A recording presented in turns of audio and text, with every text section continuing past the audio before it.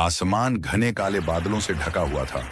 बिजली की चमक हर कुछ पलों में पूरे गांव को सफेद रोशनी में नहला देती थी। तेज हवाई पुराने पेड़ों की नालियों को तोड़ने पर अंडर थी।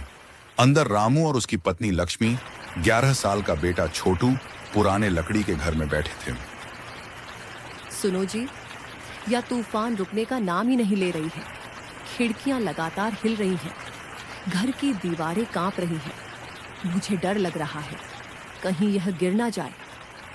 हाँ, मैं यही सोच रहा हूँ कि हवा की ताकत बढ़ती जा रही है।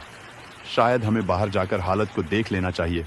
अगर सच में घर गिर जाएगा तो अंदर रहना जानलेवा खतरा है। अम्मा, यह कैसी आवाज आ रही है? दीवार क्यों हिल रही है पिताजी? हमारा घर सच में टूट जाएगा। डरने की कोई बात नहीं है बेटा, बस तूफान की आवाज है। बाहर चलकर देखते हैं, सब ठीक होगा। लक्ष्मी, छोटू, रामू घर से बाहर जाते हैं और देखते हैं बाहर का नजारा और भी खतरनाक था। तेज हवा चल रही थी, बादल भी गरज रहे थे। इतना देखकर वह बहुत अधिक डर गए और देखते ही देखते और उनके घर पूरा टूट गया। सुनो जी, एक पल भी हम अगर देर कर देते तो यह घर हमारे ऊपर गिर जाता। सच में भगवान का लाख लाख शुक्र है। पर एक सवाल है, इतनी रात को हम लोग जाए तो कहाँ जाएं? रामू, लक्ष्मी, छोटू तीनों पैदल अपने दोस्त राजेंद्र के घर की तरफ चल देते हैं, जो उनके घर से 3-4 किलोमीटर था और आसमान की गरज गूंज रही थी। अचानक उनके सामने एक बूढ़ी दादी खड़ी हुई। दिखी, उसके बाल बिखरे हुए थे, आंखों में अजीब सी थकान थी और बिल्कुल चुपचाप खड़ी थी, माना कि कोई का इंतजार कर रही थी। सुनो जी, इतनी रात को ये औरत यहाँ चुपचाप क्यों खड़ी हुई है? मुझे तो अजीब लग रहा है। हाँ, मुझे भी अजीब लगता है, लेकिन हो सकता है इसे मदद की जरूरत हो। चलो, मैं जाकर देखता हूँ। रामू धीरे धीरे उसके पास जाने लगा। माँ जी, आप इतनी रात को इन अंधेरा और बरसात में क्यों यहाँ खड़ी हो? क्या कोई परेशानी है? वह बूढ़ी औरत रामू की तरफ घूर घूर कर देखती है। ऐसे देख रही थी कि जैसे कि वह गुस्सा में थी। बेटा, तूफान ने मेरा सब कुछ छीन लिया। मेरा घर जल गया, मेरा कोई अपना भी नहीं बचा। मैंने सोचा शायद कोई गुजरा हुआ मुझे देख ले और मदद कर दे। अम्मा, हमारा भी घर गिर चुका है। हम भी अपने दोस्त राजेंद्र के पास मदद मांगने जा रहे हैं। अगर आप चाहे तो हमारे साथ चल सकती हैं। इस रास्ते पर अकेले रहना खतरनाक है। भगवान तेरा भला करेगी बेटा।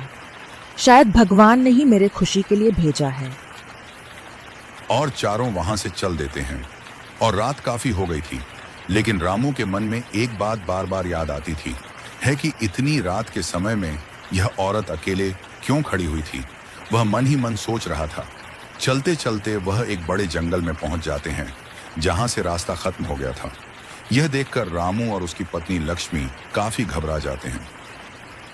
अरे जी, हम लोग कहाँ पहुँच आए? गांव वाले ने इसी घर के बारे में बताते थे कि यहाँ घर में अजीब अजीब आवाज आती है। चलो, हम लोग यहाँ से जल्दी निकलना होगा। हाँ लक्ष्मी, तुम सही कह रही हो।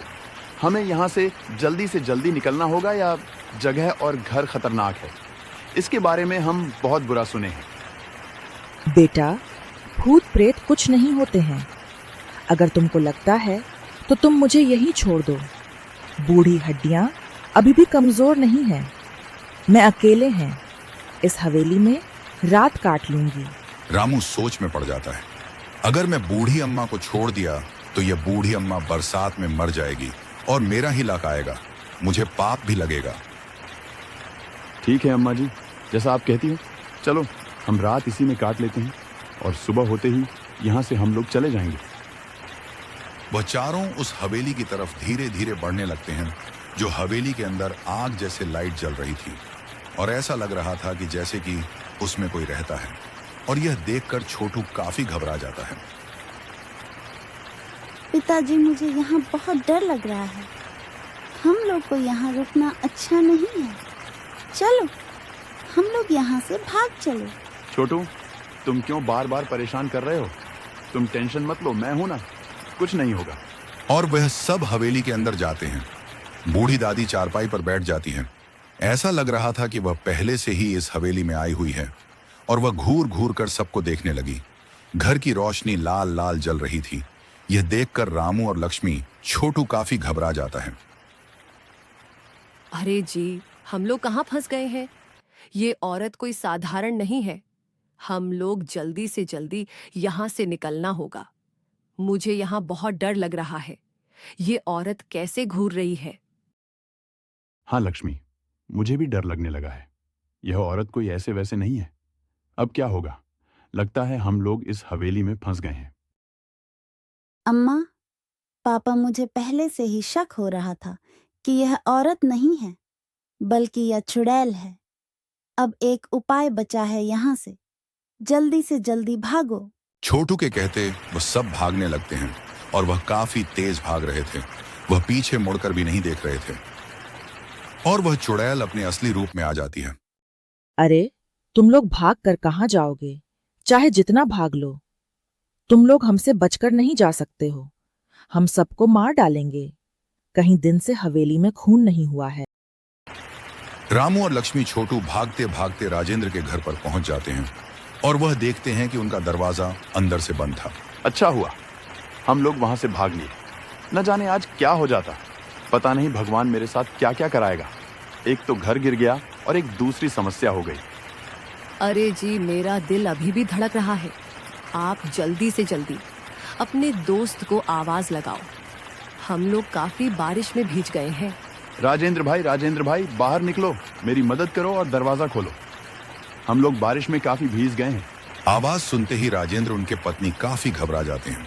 अरे, इतनी रात को कौन आवाज लगा रहा है? इतनी रात को मेरा मेहमान तो कोई आएगा नहीं। पर यह आवाज किसकी है? यह आवाज मुझे जाने पहचाने लग रही है। इतनी रात को बाहर जाना अच्छा नहीं है और बाहर बरसात भी काफी हो रही है। चिल्लाने दो, कोई होगा, चिल्ला कर चला जाएगा। आप बाहर मत जाओ। नहीं सावित्री, मुझे जाना चाहिए। ना जाने कौन बेचारा बरसात में भीग गया हो और उसकी हमारी मदद चाहिए। हमें बाहर जाकर देख लेना चाहिए।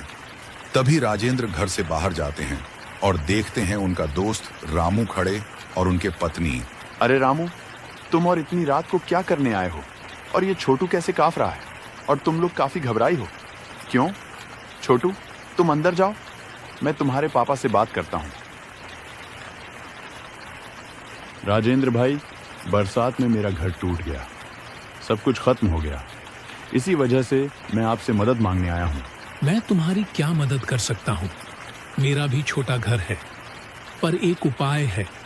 इस जंगल में एक हवेली है जो हमारे पूर्वजों ने बनाया है। अगर तुम चाहो तो उस हवेली में रह सकते हैं और अपनी रात काट सकते हैं। हम तो अभी अभी उस हवेली से आ रहा है, लेकिन अब हम कभी भी वहां नहीं जाएंगे। चाहे मेरी जान चली जाए, मैं वहां पैर तक नहीं रखूंगा। हम यहाँ आ ही रहे थे, तभी रास्ते में एक औरत मिली। वह मुझे भटकाकर उस हवेली में लेकर गई, लेकिन वह औरत नहीं थी, वह एक आत्मा थी। किसी तरह से जान बचाकर वहां से भागे हैं और यहाँ तक आए हैं। ऐसी बात बता कर गांव वाले ने मुझे उस हवेली तक नहीं जाने दिया। मैं बड़ा हो गया, लेकिन उस हवेली में नहीं गया, क्योंकि लोग कहते थे कि उसमें चुड़ैल रहती है। पापा ने मुझे मना करते थे कि उस हवेली में मत जाओ, लेकिन आज मैं उस हवेली में जाकर ही रहूंगा। और राजेंद्र तांत्रिक को बुलाया और वह तीनों उस हवेली की तरफ चल देते हैं। हवेली की रास्ता सुनसान थी। रामू काफी डर रहा था और राजेंद्र काफी गुस्सा था। आज उस चुड़ैल को मारकर ही रहूंगा। राजेंद्र भाई, यहीं पर चुड़ैल रहती है। यहीं से हम जान बचाकर भागे थे। मुझे बहुत डर लग रहा है। चुड़ैल, तू कहाँ है? बाहर निकल। कब से मेरी हवेली पर राज करती है। तू आज मुझसे नहीं बचेगी। तभी चुड़ैल बाहर निकलती है। अच्छा हुआ तुम मरने के लिए आ गया। अब तुम मुझसे बचकर नहीं जाओगे। तुम लोगों की मौत निश्चित है। और वह जोर से उछालती है, मरने के लिए दौड़ती है। तभी तांत्रिक ने जादू चला देते हैं और चुड़ैल नीचे जमीन पर गिर जाती है और उसकी मृत्यु हो जाती है।